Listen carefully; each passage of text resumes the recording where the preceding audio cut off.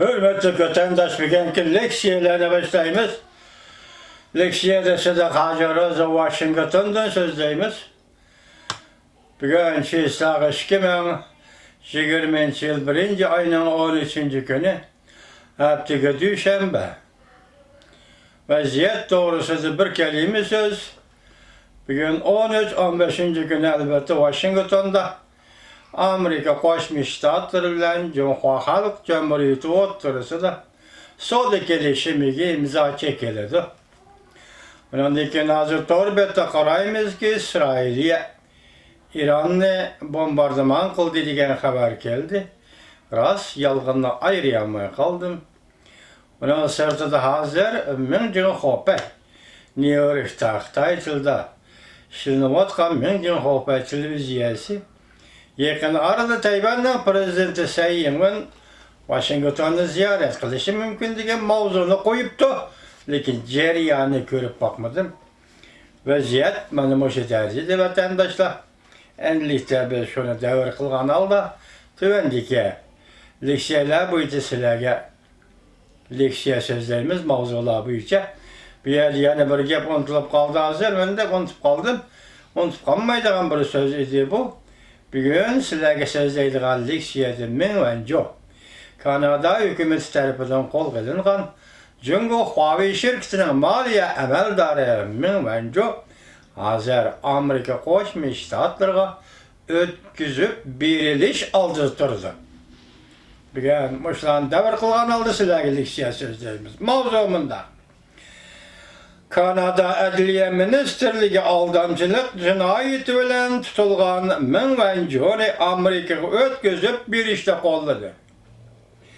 Mavzuda xabar 1. ayning 11. günü Amerika ovozdan Xitoy tel programmasi e'lon qilindi. Washington. Kanada Adliya Ministerligi 1. ayning 11. günü mundaq ko'rsatdi. Jungoda eng zo'r internet ishkina zapchastlar shirkatining moliya amaldori Ming Wanzhouni ayblash bilan Ming Wanzhou jinoyatchi deb qaraldi. Gumonliq jinoyatchi deb qaralgan Ming Wanzhou Amerikaga o'tkazib berilishi kerak.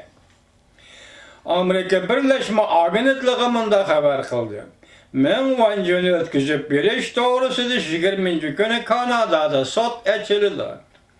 Kanada Adliya Ministerligi sud mahkamasiga topshirgan hujjatda munda ko'rsatdi. Ming Wanzhouni ayblangan jinoyat o'tkazib berish nizomnomalarining qo'sh taraflik jinoyat prinsipiga muvofiq keladi. Ya'ni o'tkazib berishni talab qilgan davlatda jinoyat sodir qilib qolmasdan o'tkazib berilgan kishi balki Kanadada ham qonunga xiloflik qilgan bo'lishi kerak.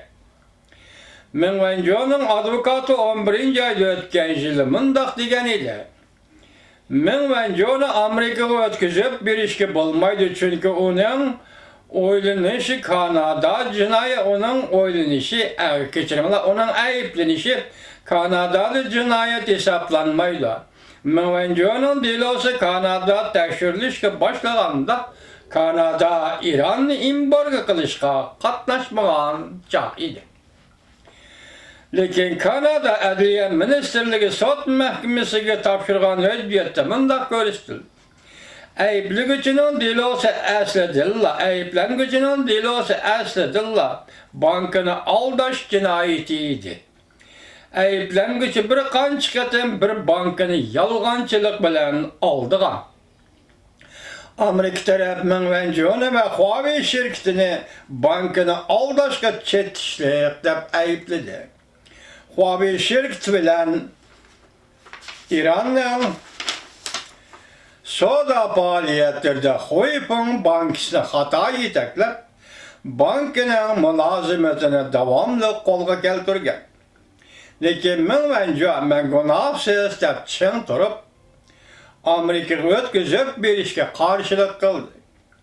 Kanada 2018 yil 12. ayning 1. kuni Amerika'nın talebi bo'yicha Ottawa aeroportida Ming Wanzhouni qo'lga olgan edi. Bu voqea Kanada Cungo, şundaqlı Cungo Amerika öz taraf münasebetini ciddileştirip etti.